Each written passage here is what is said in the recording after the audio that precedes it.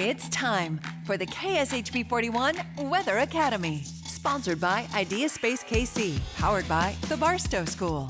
Let's get into this edition of the Weather Academy, and we are now just into October. And sometimes you'll hear us talk about October and parts of November as the second season of severe weather. Of course, around here we know that the first season, the main one, is parts of spring, April, May, and June. But it's kind of that later window into October and part of early November that sometimes the Midwest experiences a second season of severe weather. Why is that? Well, a lot of it has to do with the way the jet stream operates. Coming out of winter and going into spring, because of the tilt of the earth and how we're starting to warm up, the jet stream is going to be moving, generally taking this pattern in spring.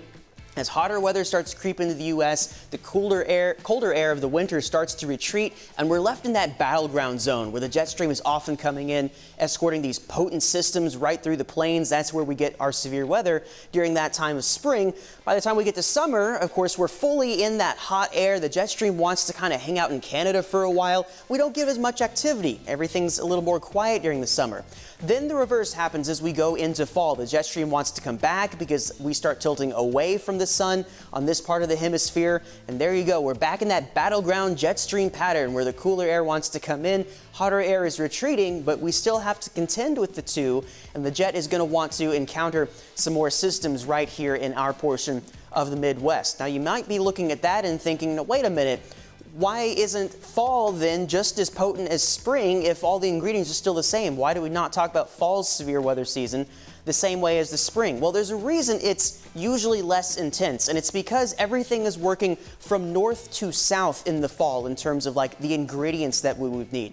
The atmosphere is actively wanting to suppress the warmer air and all that humidity that it wants for those storms actively down to the south. Everything's working down from Canada to the south in the fall. It's the reverse of spring where everything wants to move to the north. These healthy spring systems really give us that nice tongue of moist air coming out of the Gulf. You get these robust low pressure systems with the cold front coming in. That's where your storms are going to fire, and we're already in that warmer air. Everything wants to lift to the north in the spring.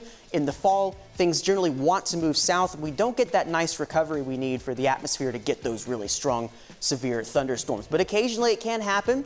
We do watch out in October and November for that time of year, maybe getting some strong to severe storms in place, something you'll probably hear us talking about going into the next few weeks. The KSHB 41 Weather Academy, sponsored by Idea Space KC, powered by the Barstow School. Join our Facebook group today.